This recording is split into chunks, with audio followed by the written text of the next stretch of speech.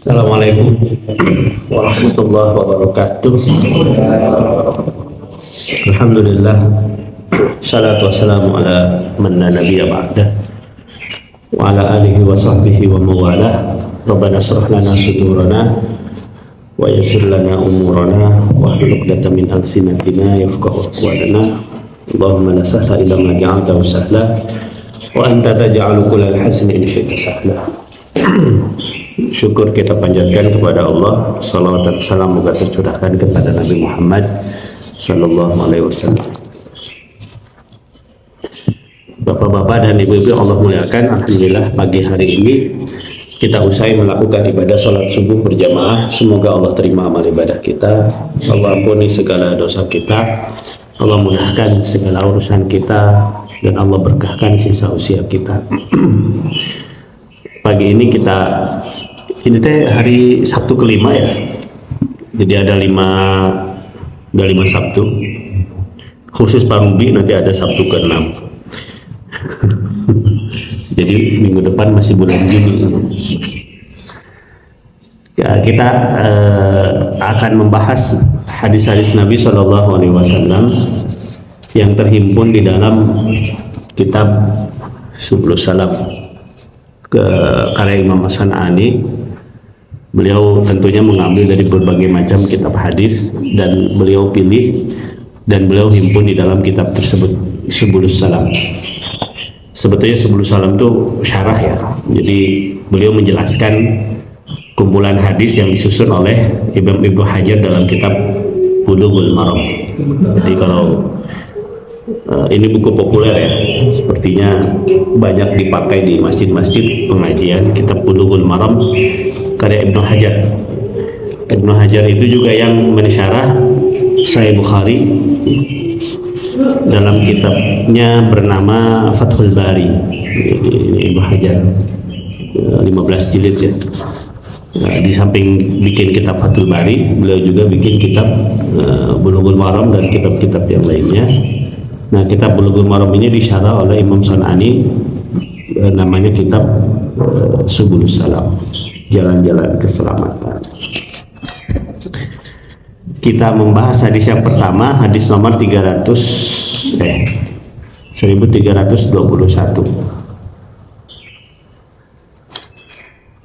An Aisyah radhiyallahu anha qalat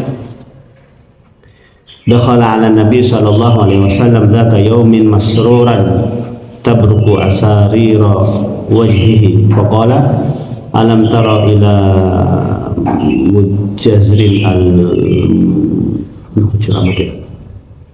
al-mudliji nadhar anifan ila Zaid bin Harithah wa Usamah bin Zaid faqala hadhihi al-aqdam ba'duha min ba'din. Dan dari Aisyah radhiyallahu anha, ia berkata, pada suatu hari Rasulullah sallallahu alaihi wasallam masuk ke rumahku. Ini berarti rumah yang sekarang menjadi makam Rasul ya. Itu rumahnya Aisyah, istri Rasulullah ketiga kalau dihitung dari Khadijah, istri Rasulullah kedua kalau dihitung dari setelah Khadijah wafat. Jadi kalau dihitung dari Khadijah itu berarti istri ketiga, Khadijah, Saudah, kemudian Aisyah. Tapi kalau dihitung dari setelah Khadijah wafat, berarti beliau itu adalah istri kedua, madunya Saudah. Gitu. Madu itu manis, di madu yang pahit. Gitu. Itu Aisyah radhiyallahu anha, Ummul Mukminin. Nah, jadi dari Aisyah radhiyallahu anha, ia berkata, pada suatu hari Rasulullah Shallallahu alaihi wasallam masuk ke rumahku. Artinya masuk ke rumahku setelah mungkin di malam-malam lain, malam di rumah istri yang lain. Nah, ini Rasulullah. Yang istrinya satu ya berarti di rumah istrinya aja gitu, nggak pindah-pindah gitu. Masuk ke rumahku dengan wajah yang berbinar-binar dan berseri-seri. Lalu beliau bersabda, Rasulullah bersabda, tidaklah kamu melihat Mujazzi al-Mujdili. Barusan ia melihat Zaid bin Harithah dan Usamah bin Zaid. Lantas ia berkata, kaki mereka ini ada hubungan nasab. Zaid bin Harithah, Usamah bin Zaid. Nah, jadi Usamah bin Zaid itu kan anaknya Zaid bin Harithah. Nah, sosok Mujazzi al-Mujdili ini orang yang pandai untuk melihat ciri-ciri keturunan. Kebayang ya, dulu belum ada yang namanya tes DNA. Gitu. Nah, diantara kelebihan yang Allah berikan kepada sebagian orang ketika itu dia bisa menerka dari bentukan salah satu anggota tubuhnya bahwasannya ini adalah ada nasab. Dan memang betul kan bahwasannya Usamah bin Zaid itu memang anaknya Zaid bin Harithah. Zaid bin Harithah itu anak angkat Rasulullah. Nah, ketika Rasulullah mengangkat Zaid menjadi anak, Harithah itu, ini yang kisah populer ya, Harithahnya itu dirubah menjadi Muhammad, menjadi Zaid bin Muhammad. Nah, karena itulah maka kemudian turun Quran surat Al-Ahzab yang menegur Rasulullah, tanda petik ya, tidak boleh merubah bin dari ayah biologis kepada ayah angkat. Jadi hukum ayah angkatnya tidak ada masalah, tapi merubah binnya itu yang tidak boleh. Bin itu harus ke ayah biologis, kecuali kalau lepas segel sebelum akad. Laki-laki perempuan berzina, hasil perzinahannya si perempuan hamil. Nah, setelah hamil baru nikah. Nah, ini anaknya ini binnya nggak boleh kayak biologisnya. Jadi kalau anak laki-laki nggak boleh bin kepada ayahnya, binnya kepada ibunya. Kalau anaknya perempuan, bintinya tidak boleh ke ayahnya tapi ke ibunya. Itu yang pertama. Yang kedua, kalau anaknya perempuan, ayah kandungnya tidak boleh menjadi wali nikah. Yang ketiga, ini anak tidak punya hak waris kalau lepas segel sebelum akad. Itu mengenai tadi ya, bin. Tapi kalau nikah dulu baru kemudian hamil, nah bin itu harus kepada ayah biologisnya. Zaid bin Harithah, nah tadi ya turun Quran surat Al-Ahzab. Nah, kemudian Zaid bin Harithah ini kan punya istri, tapi kemudian cerai dengan wanita ini. Setelah cerai dengan wanita ini, maka kemudian Rasulullah menikahi istri mantan istri anak angkatnya. Jadi ketika Zaid sudah cerai dengan istrinya, Rasulullah menikahi mantan istri anak angkatnya, jadi mantan istri Zaid. Ini menunjukkan bahwasannya tanda petik anak angkat itu tanda petik ya, bukan siapa-siapa. Kalau misalnya begini, saya punya anak perempuan, punya anak laki-laki, kemudian anak laki-laki saya punya istri perempuan, ya pasti perempuan lah, punya istri, gitu, punya lelaki, gitu. Nah, kemudian suatu saat, luas. Nah, kemudian suatu saat anaknya cerai dengan istrinya. Boleh nggak saya menikahi mantan istri anak saya? Nggak boleh. Menikahi mantan mantu atau mantan istri anak itu nggak boleh. Karena dia anak kandung saya, laki-laki ini. Tapi kalau anak angkat, saya punya anak angkat laki-laki, kemudian anak angkat ini cerai dengan istrinya, boleh nggak menikahi mantan istrinya? Boleh. Ini menunjukkan bahwasanya anak angkat itu tanda petik tidak ada hubungan nasab, tanda petik bukan siapa-siapa. Dan ketika waris pun mereka tidak punya hak waris, mereka hanya punya wasiat. Itu pun kalau ayah angkatnya ngasih wasiat. Kalau ayah angkatnya tidak ngasih wasiat, ya tidak ada hak waris. Dan wasiat tidak boleh lebih daripada sepertiga.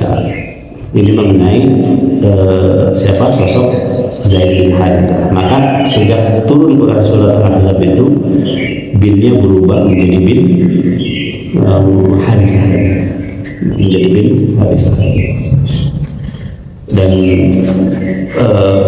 kalau diambil dari bayi kemudian sampai dewasa, mau nggak mau harus dikasih tahu siapa ayah ibu kandung daripada anak ini.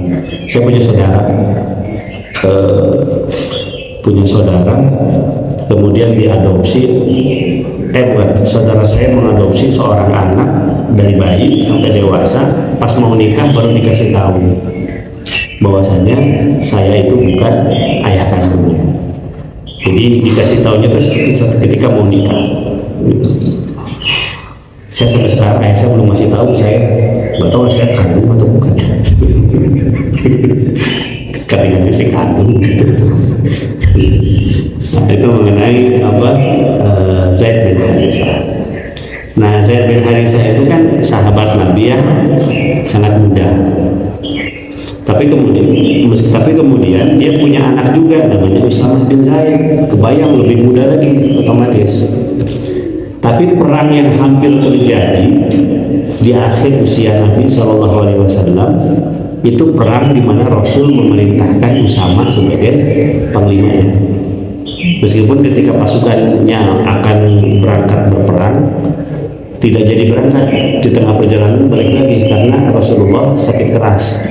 Maka Usamah meminta pasukannya untuk pulang. Ada yang unik ketika Usamah dinobatkan menjadi panglima perang yang usianya masih belia, itu banyak sahabat Nabi yang senior yang tanda petik protes. Kok bisa pemimpin perang kita anak kecil? Masa budak detik jadi panglima perang? Masa budak detik jadi cawapres? Kayaknya. Nah itu banyak yang protes. Tapi apa boleh buat, itu perintah Rasul. Aja para sahabat pun taat kepada Rasulullah.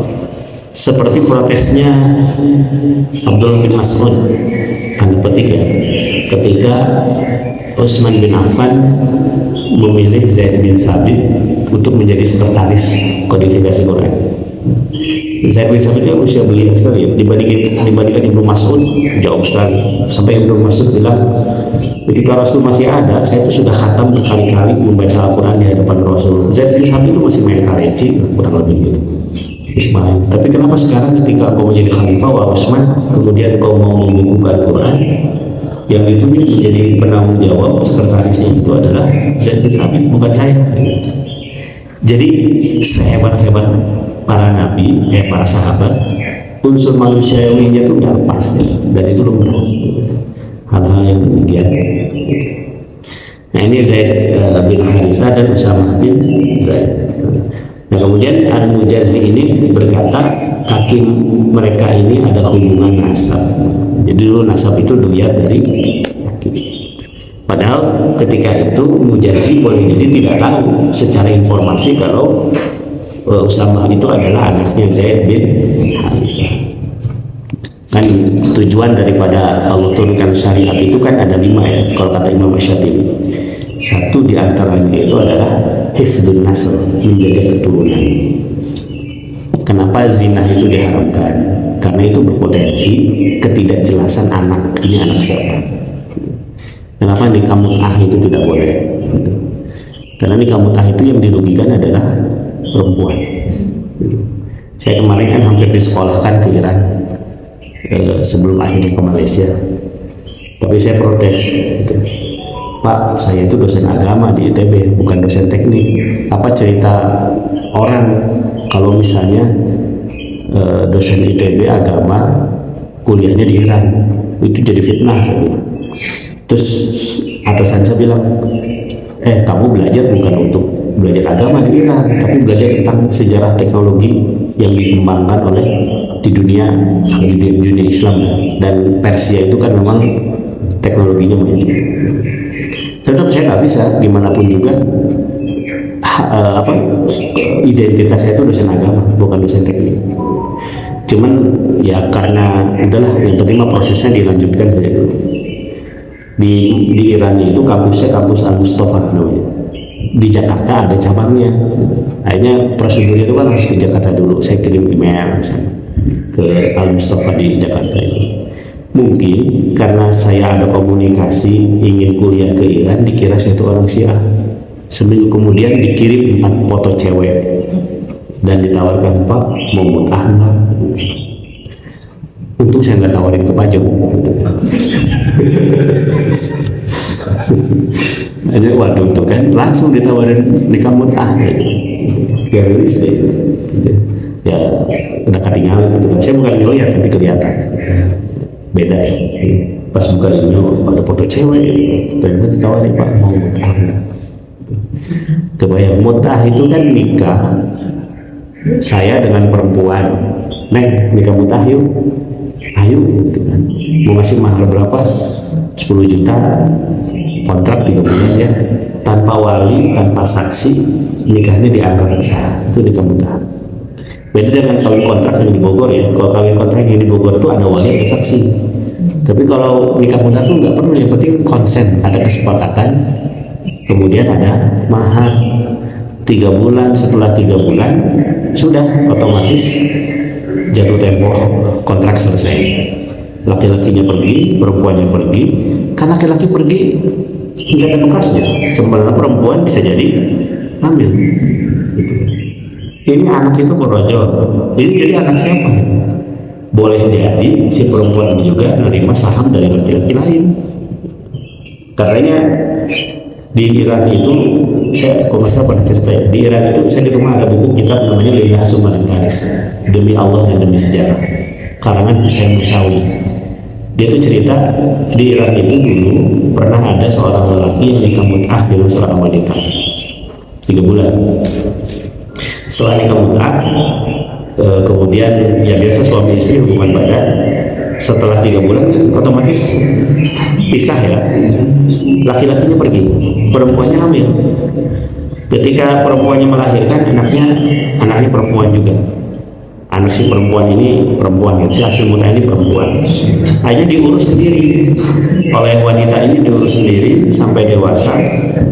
Pas sudah sampai dewasa, anak perempuan ini bilang ke ibunya, "Mah, saya mau nikah." Kata ibunya, "Oh silakan nikah." Tapi saya bukan nikah betul, saya nikah mut'ah. Ibunya nggak protes, karena di keyakinan orang Syiah itu kan nikah mut'ah itu pahalanya besar.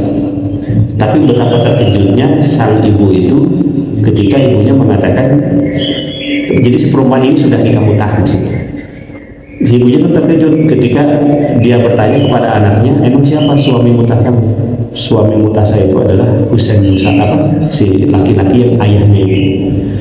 Nah, si ayahnya ini nggak tahu kalau itu anaknya. Nah, itu jadi nasab itu jadi nggak jelas. Makanya kenapa nikah mut'ah itu tidak boleh. Makanya Pajong tobat. Itu tentang nikah itu diharapkan karena nasal itu, keturunan itu menjadi tidak jelas. Maka perzinahan itu kenapa kotor? Karena itu status anak jadi tidak jelas. Nah ini nasal ya. Jadi itu banyak orang-orang yang pintar demikian. Mujazzi itu bisa mengetahui nasab orang. Tapi ada juga orang lain yang bisa menakar ini, mengukur emas. Itu kehebat-hebatan orang Kemudian hadis yang selanjutnya, an Abi Hurairah radhiyallahu anhu qala Rasulullah sallallahu alaihi wasallam, haqqul muslimi 'ala muslim sittun idza laqitahu fasallim alaihi wa idza da'aka fa'ajibhu wa idza istansahaka fansahhu wa idza 'atasa fahmidallah fashamithu wa idza marida fa'udhu.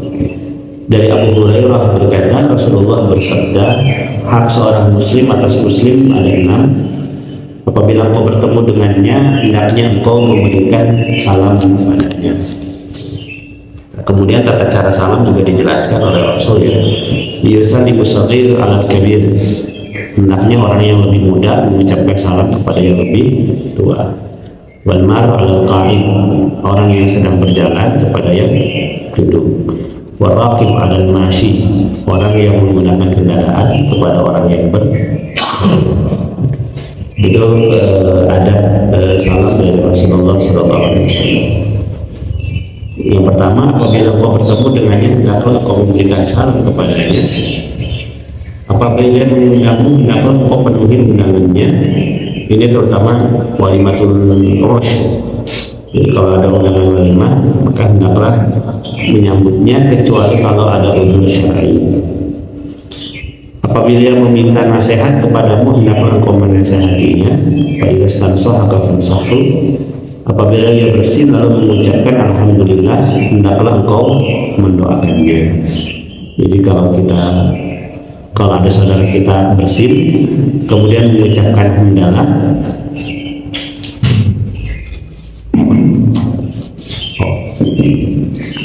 apabila ada saudara kita yang bersin kemudian mengucapkan hamdalah, maka kita mendoakannya yarhamukallah.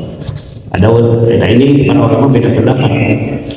Ini kalimatnya apabila bersin kemudian mengucapkan hamdalah. Bagaimana kalau bersin tapi tidak mengucapkan hamdalah? Apakah didoakan atau tidak? Ini ada yang mengatakan titik poinnya itu pada bersinnya, bukan pada hamdalahnya. Jadi bersin mau dia mengucapkan hamdalah atau tidak, kita doakan. Tapi ada juga yang mengatakan titik poinnya itu adalah hamdalah itu. Jadi kalau bersin mengucapkan hamdalah baru didoakan, kalau tidak berarti tidak didoakan.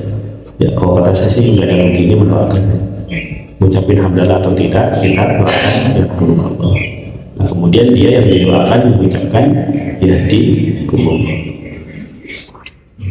Kalau teman saya suka caranya begini, sebelum dulu nikah di Mesir, ada yang bersin, teman saya bersin alhamdulillah, saya doakan yarhamukallah. Dia doa lagi yahdikumullah wa zawwajakallahu bika, semoga Allah memberikan hidayahmu dan Allah menikahkanmu dengan perawan. Ya, teman-teman. Kemudian apabila ia sakit, hendaklah engkau menjenguknya, dan apabila ia mati atau wafat, hendaklah engkau mengiring jenazahnya.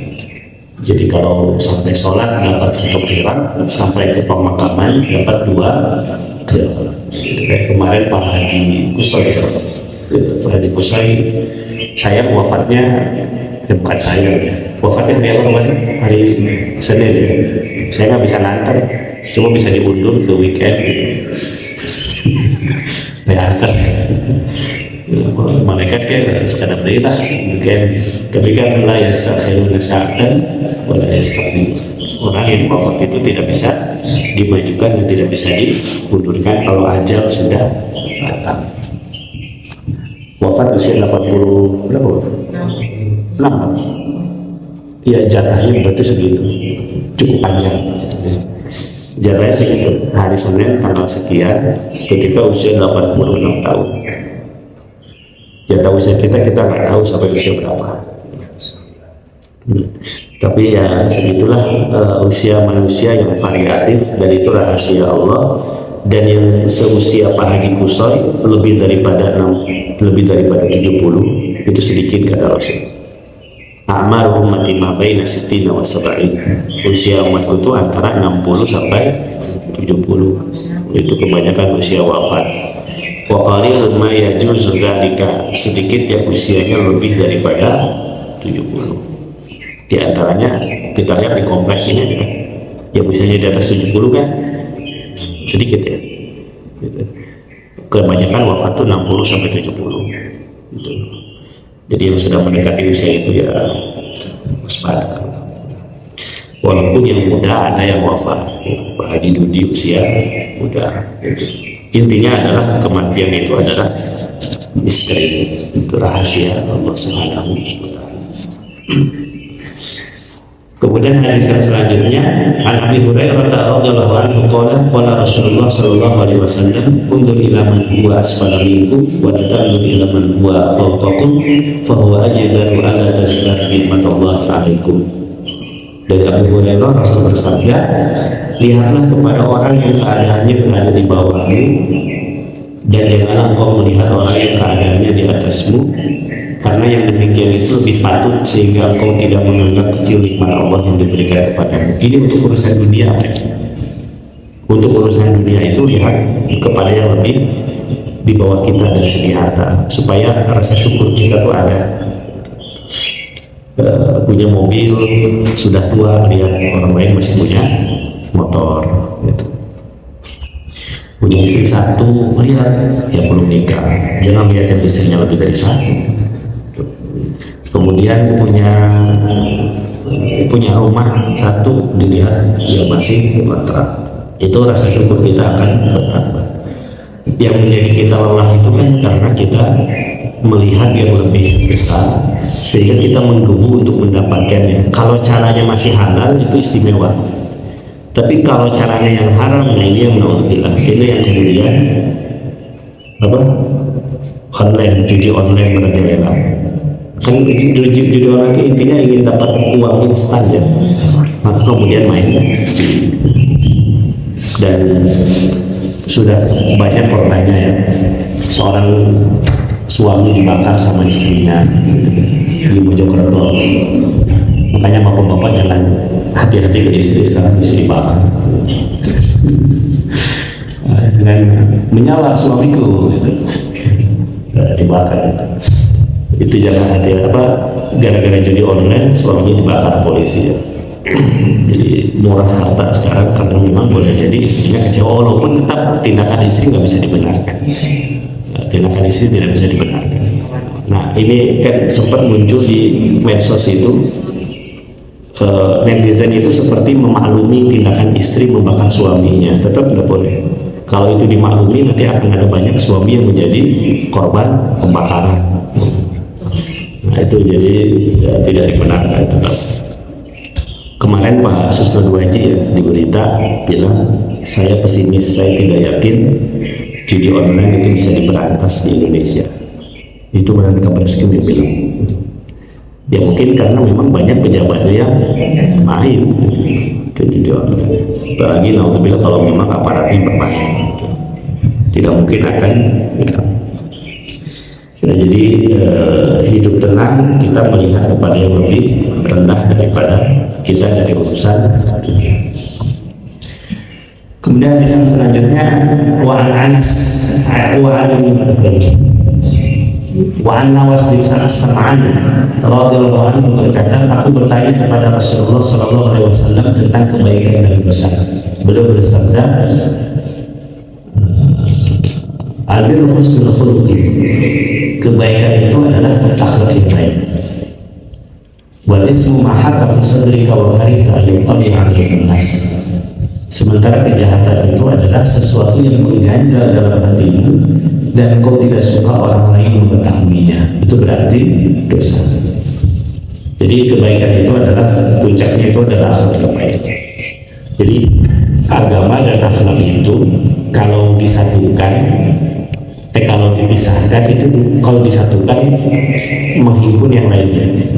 Kalau kita nyebut agama berarti di dalamnya ada akhlak. Kalau kita nyebut akhlak berarti di dalamnya ada agama, karena sumber akhlak itu adalah agama. Tapi kalau kita menyebut keduanya, itu dua hal yang berbeda. Agama dan akhlak itu dua hal yang berbeda. Agama itu kaitannya dengan ibadah ritual, akhlak itu kaitannya dengan kepribadian seseorang. Apa dalilnya? Dalilnya hadis Nabi.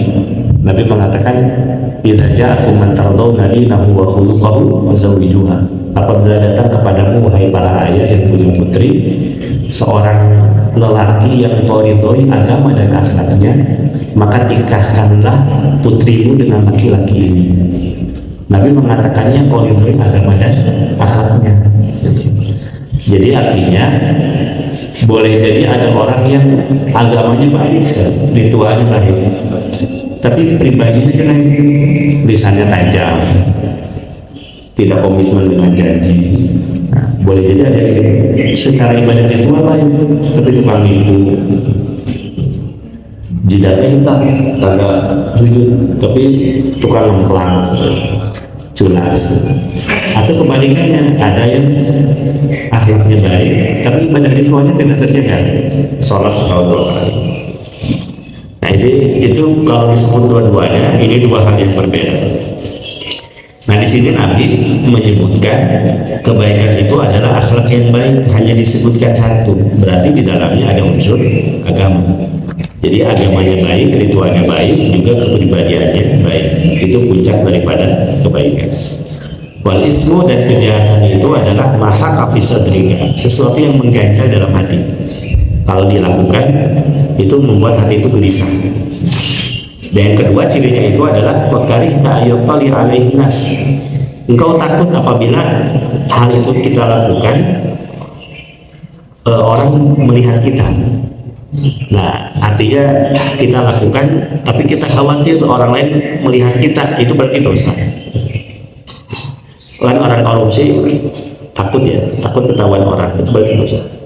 Orang berzina dalam hatinya khawatir, dan lebih khawatir lagi kalau ketahuan orang, itu berarti dosa. Itu contohnya. Dan dalam hal yang lain, sesuatu yang khawatir diketahui oleh orang lain sehingga itu harus dilakukan secara rahasia, itu berarti adalah dalam dosa yang kaitannya bersifat yang dilarang oleh Allah. Tapi kalau artinya kita merahasiakan sesuatu dan itu penting, ya itu bukan bagian daripada dosa. Itu di antara ciri dosa. Wa karihta ayyutali alaihi nas. Kau takut apabila perbuatan itu diketahui oleh orang lain. Poligami diam-diam dosa kan? Takut ketahuan istri, ya, itu bisa jadi dosa. Jadi hukum poligami itu mubah, ya, bukan wajib. Asli hukumnya itu mubah, bukan sunnah. Kenapa bukan sunnah? Karena di situ ada peluang untuk berbuat tidak adil. Fa in khiftum alla ta'dilu fawahidah. Kalau kau takut tidak adil, maka nikahnya dengan satu istri. Sesuatu yang sunnah pasti tidak ada potensi tidak baik di situ. Sholat sunnah qabla subuh, itu kan tidak ada potensi tidak baik di situ, makanya hukumnya adalah sunnah. Tapi kalau poligami itu hukum asalnya itu adalah mubah. Yang namanya mubah itu netral, artinya betul-betul pilihan dengan kesadaran manusia. Nah dia akan berubah hukumnya sesuai dengan kondisi masing-masing keluarga. Dia bisa berubah menjadi sunnah, bisa berubah menjadi wajib. Wallahu a'lam. Apakah poligami harus minta izin istri? Secara hukum tidak, kecuali PNS. Tapi secara etika, hati siapa yang tidak sakit ketika diduakan, maka harus berbicara. Itu baru ya. Kemudian selanjutnya yang terakhir, Ibnu Mas'ud radhiyallahu anhu qala Rasulullah sallallahu alaihi wasallam, "Idza kuntum salasa fala yatanajasna dun al-akhar hatta aftalitu min nas min ajli anna dzalika yuhzinu." Dari Abdullah bin Mas'ud berkata, Rasulullah bersabda, "Jika kalian bertiga, maka janganlah dua orang berbisik tanpa menyertakan yang satunya." Jalan bertiga. Ketika jalan bertiga, yang dua ini fokus ngobrol, yang satu dicuekin, itu tidak boleh.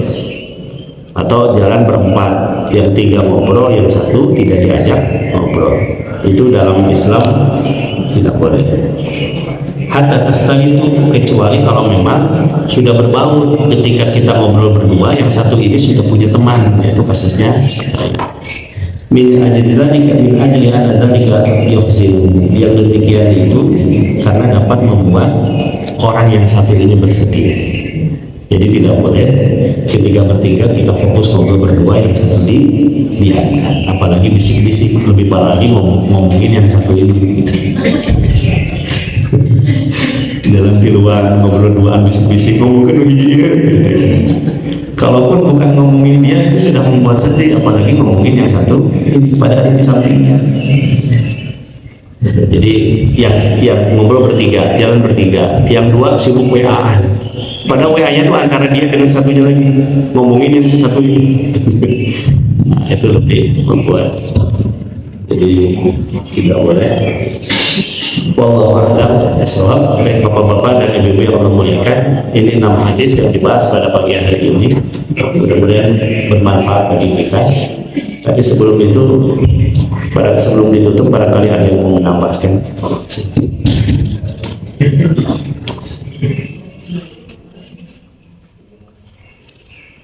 Dan senasab ahli waris kenal. Jadi gini, ahli waris itu jadi setiap ahli waris itu ada hubungan nasab, tapi setiap nasab belum tentu ahli waris. Gini, kan Nabi mengatakan la yarisul mu'min al kafir wal kafir al mu'min. Seorang mukmin tidak mewarisi kepada keturunan yang kafir, pun sebaliknya pada kafir tidak mewariskan kepada yang mukmin. Ini bapaknya muslim, anaknya kafir, itu nasab tidak? Nasab ya? Dia nasab, tapi dia bukan ahli waris anaknya. Karena ketika anak ini kafir, dia tidak punya hak waris daripada ayahnya. Tapi kalau sesama muslim Kalau sesama muslim, ahli waris, kalau sesama muslim itu ahli waris. Artinya kan tidak semua, setiap nasab, setiap ahli waris itu pasti ada hubungan nasab. Tapi setiap nasab belum tentu ahli waris. Kayak tadi kan, bapaknya mukmin, anaknya kafir itu kan nasab, Pak. Tapi anaknya itu bukan ahli waris dari bapaknya. Makanya kalau di pengadilan agama kan yang ada itu PAW, penetapan ahli waris, tidak ada penetapan nasab. Artinya ahli waris itu betul-betul dicek berdasarkan syarat yang ditentukan oleh Nabi. Itu waris itu. Wallahu a'lam. menambahkan tadi yang saya lihat di yang menghalangi seseorang dapat waris itu hanya dua. Satu, dia yang membunuh ahli waris, kemudian apabila dia bukan seagama gitu. Tapi ada satu lagi, ketika anak itu hamil duluan sebelum menikah, itu justru di mazhab Syafi'i berkembang. Jadi si fulan, si A berzina dengan si B, si B-nya hamil, bingung nih karena hamil sebelum nikah, buru-buru ditikahkan, maka dia anaknya ini bukan ahli waris daripada bapaknya. Itu kalau sekiranya hamil sebelum di luar pernikahan, gitu. Mengenai hal tersebut. Jadi kalau itu tidak akan menganggap bahwa dengan anaknya boleh nikah. Tetap nggak bisa, nggak boleh nikah, tetap tidak boleh nikah. Itu hanya masalah binnya itu tidak boleh kepada ayah kandungnya dan tidak ada hak waris. Kan tetap aja anak kafir juga bapaknya mukmin, anak perempuan kafir tidak punya hak waris, tapi kan tetap nggak boleh menikah. Nah, tapi kemudian muncul perdebatan begini, Pak. Apakah ketika ada wanita dihamili oleh seorang pria dan itu belum menikah, sehingga binnya itu tidak boleh ke ayah biologisnya? Apakah itu dikarenakan memang dulu tidak ada teknologi DNA gitu, demi menjaga keaslian siapa bapaknya, maka si anak ini karena hamil di luar nikah tidak boleh binnya itu kepada bapak kandungnya, kepada ayah biologisnya. Nah sekarang kalau sudah ada tes DNA kan gampang membuktikan ini anak siapa. Apakah hukum tadi itu hilang atau tidak? Nah, ini muncul perdebatan di kalangan para ulama. Tapi kalau waris itu tidak dapat, itu tidak dapat. Wallahu a'lam.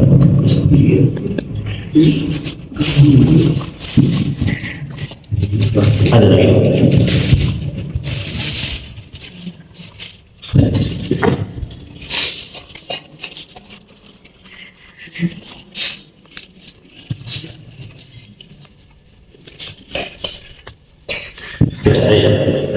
Pepati data insya Allah sudah sangat jelas.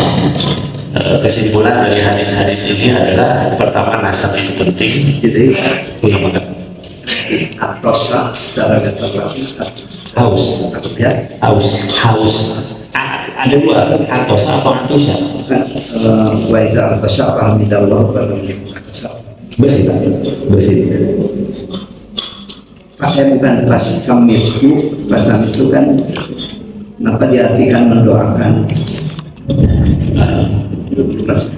siapa hamidallah pasam itu Tadi ada soal berapa ya? Kemudian selanjutnya idza laqitahu fasallim alaihi wa sallam wa idza atasha fahamidullah wa syammithu. Jadi kalau yang populer di kalangan pencara itu memang fasyammithu itu adalah artinya fad'uhu.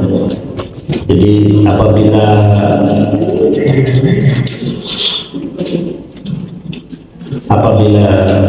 dia bersin lalu mengucapkan alhamdulillah, kemudian kau mendoakannya, fasyammithu itu mendoakannya, fad'uhu. Tapi redaksinya yang menyertai gitu, yang fasyammithu itu fad'uhu, mendoakan. Mendoakannya kemudian diajarkan oleh Nabi yang Allah. Tapi gini, ucapan bersin itu hanya boleh dilakukan di luar sholat.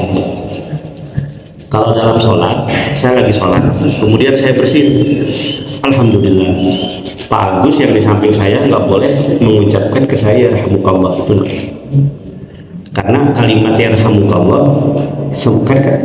terjemahnya itu kan gini kan, yarhamukallah, semoga Allah merahmatimu, berarti kan ke saya, itu kan dialog. Kayak saya bilang turun. Kemudian saya jawab lagi, yahdikumullah, semoga Allah memberikan hidayah kepadamu. Ini kan dialog. Makanya ada hadis Nabi yang melarang itu, tidak boleh mengucapkan bersin ini ketika dalam sholat, cukup dalam hati, sehingga jangan sampai ada kesan dialog. Makanya kan kenapa mengucapkan salam saja ketika sholat kan tidak boleh. Kita lagi sholat, kemudian ada yang datang, assalamualaikum, jangan bilang waalaikumsalam. Nah, itu dialog, cukup memberikan isyarat sebagai ucapan salam, karena tidak boleh ada ucapan selain ucapan yang dibolehkan dalam sholat, yaitu baca surat dan doa. Apalagi assalamualaikum, salam, maka kalau nah, tapi kalau dalam kondisi darurat, ini ada riwayat ya, tapi saya harus ngecek hadis kesahihannya. Aisyah lagi sholat, Rasulullah ngetok pantok, assalamualaikum. Maaf, Rasul lagi sholat, Aisyah ngetok pintu. Dan sama Rasul dibuka kan pintunya. Aisyah masuk, tapi tidak ada ucapan sedikit pun dari Rasul dan dari Aisyah. Itu tidak membatalkan sholat. Kecuali kalau Aisyah ngetok pantok dibuka, di mana wae neng, itu batal. Itu pun dikira-kira kalau kita sholat dekat pintu, jangan sholat di lantai 2 yang ngetok turun ulang apa torek di kalbur terus ke sholat. Itu tidak Allah alam. Ya maksud saya kan untuk masyamilnya itu dalamnya apa, sehingga dibilang mendoakan. Nah, mendoakan kan jadi masih umum, apa mendoakannya, apakah mendoakan seperti apa gitu. Jadi kalau ada hadis Nabi ya, redaksinya mendoakan itu artinya mengucapkan yarhamukallah. ya, Ya. Nah, jadi ada hadis lain ya, hanya itu ada hadis Nabi. Ada Nabi yang hanya itu hadis Nabi yang Nabi ajarkan ketika ada yang bersin, fasyammithu itu mendoakan adalah yarhamukallah. Kemudian ada hadis Nabi juga yang menjelaskan selanjutnya, apabila dia mendoakan gitu maka ucapkanlah yahdikumullah wa yuslih balakum. Jawaban yang bersih itu kan secara terlak diajarkan oleh mendoakan itu artinya mengucapkan yarhamukallah. Nah, kalau didoakan itu maka yang bersih mengucapkan yahdikumullah wa yuslih balakum. Semoga Allah memberikan hidayah dan Allah memperbaiki kondisi. Wallahu a'lam bishawab. Maka ibu ada kasus Pak, saudara jauh saya di luar nikah, kemudian pada saat hamil besar dia dinikahkan oleh kedua orang tuanya. Nah, pada saat sesudah lahiran itu harus dinikahkan lagi atau gimana, Ustadz? Dan apakah kalau memang dinikahkan lagi, apakah mendapat bin dari ayahnya atau bagaimana? Oh, tetap tidak ya? Jadi memang terjadi perdebatan di kalangan para ulama kalau nikahnya itu sebelum anak ini. Jadi terjadi perdebatan di kalangan para ulama hukum wanita menikah dalam kondisi hamil. Ada yang mengatakan tidak boleh, tapi ada yang mengatakan boleh asalkan itu memang yang hamilinya. Tapi mayoritas ulama mengatakan boleh nanti kalau sudah melahirkan. Tapi tetap walaupun memang secara hitung-hitungan manusia anak ini memang dari sperma si ayah biologisnya, tetap bin itu tidak boleh ke ayah biologis. Ayah itu ada bin itu kepada ayah, ke ibunya. Kenapa bin itu kepada ayah coba? Kenapa tidak ke ibu? Supaya ayah betul-betul diikat dengan nasab ini. Kenapa bin itu tidak kepada ibu? Karena ibu tidak, tanda petik, tidak bisa melarikan diri. Kan dia yang hamil. Kan nggak mungkin ada seorang ibu hamil. Hamil kan belum nikah. Sanes putra abdi mah gitu. Kan nggak mungkin. Ya pasti anaknya dia. Tapi kalau bapak kan bisa mengelak. Makanya kenapa bin itu harus ke bapak dan harus ada pernikahan dulu supaya nasab itu terjaga, nasab itu terjaga. Nasab itu betul-betul ayat. Jadi kalau misalnya yang dilahirkan perempuan menjadi wali nikah. Dalam mazhab Syafi'i demikian. Jadi tidak boleh menjadi wali nikah. Wallahu a'lam. Walaupun mungkin ya itu Pak. Jadi ada yang melihat secara tekstual, ada yang melihat secara kontekstual. Kalau yang melihat tekstual berarti sekarang pun tetap berlaku nasab tidak boleh kepada bapak kandungnya, bapak biologisnya. Tidak boleh ada hak wali nikah. Tapi kalau melihat konteksnya, ada yang mengatakan itu kan dulu sebelum ada DNA, tes DNA. Sekarang kalau secara teknologi bisa dibuktikan, kenapa tidak bisa nasab itu kepada bapak biologisnya? Tapi kan kalau saya sih meyakini ya, dulu saja kan ini sudah ada orang yang bisa menebak nasab dari kakinya. Artinya orang yang bisa melihat nasab itu sudah ada sejak dahulu. Sementara hukum yang tadi tetap ada juga. Tidak boleh nasab atau membinkan kepada ayah biologis kalau di luar pernikahan. Wallahu a'lam.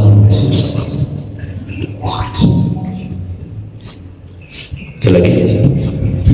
Cukup ya. Baik, kalau cukup sudah jam 6. Mungkin itu yang kita bahas pada pagi hari ini. Kekurangan pasti ada, mohon dimaafkan. Kita tutup dengan kafaratul majelis. Subhanakallahumma wa bihamdika asyhadu an la ilaha illa anta astaghfiruka wa atubu ilaik. Assalamualaikum warahmatullahi wabarakatuh.